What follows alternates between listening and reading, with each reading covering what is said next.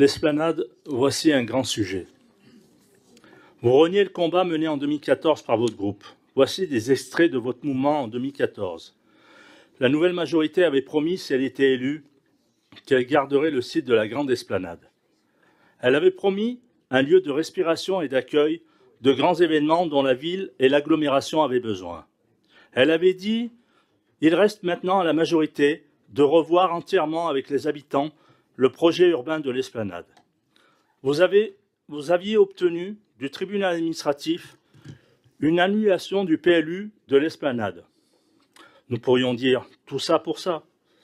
Voici l'historique pour bien comprendre vos schizophrénies sur ce dossier. Le tracé du tram E sur l'esplanade en 2011. Le projet urbain de l'esplanade en 2011. Refus de la zone d'aménagement non concertée en 2012. Non au projet de l'esplanade en 2012. 17 000 signatures contre le projet de l'esplanade en 2013. La société Berthollet, Catherine Hortense, la société vétérinaire de l'esplanade et la Soplanade Intermarché de l'esplanade demandaient l'annulation de la délibération du 18 décembre 2017 au conseil municipal de Grenoble en 2017. Enquête publique sur la requalification de l'esplanade en 2025. Dans cette story, ne pas oublier toutes les bévues, fake news et autres que vous avez créées. Par exemple, le faux citoyen indépendant qui lance une association AHQE en 2016, alors que celui-ci était dans votre comité de soutien en 2014. Vous annonciez 900 logements dans un espace réduit, 50% de logements sociaux, alors que vous aviez déclaré publiquement que c'était des bornes infranchissables.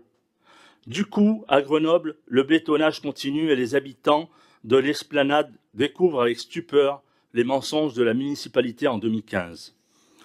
Monsieur Fristo avait répondu aux habitants qui protestaient et réclamaient une co-construction qu'il n'y avait pas de débat. C'est une politique que nous portons et assumons. Fermez le banc, il n'y a rien à voir.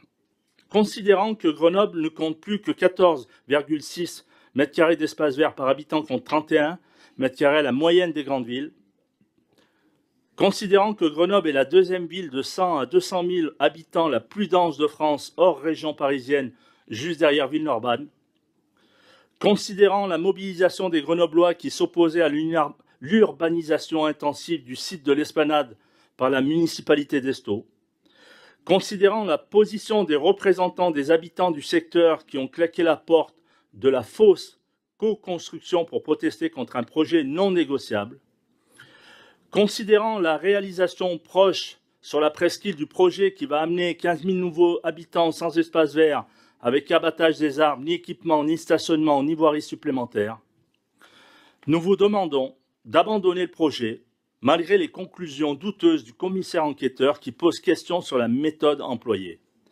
Les Grenoblois, lors des municipales 2026, pourront inverser ce projet néfaste à l'environnement. Je vous remercie.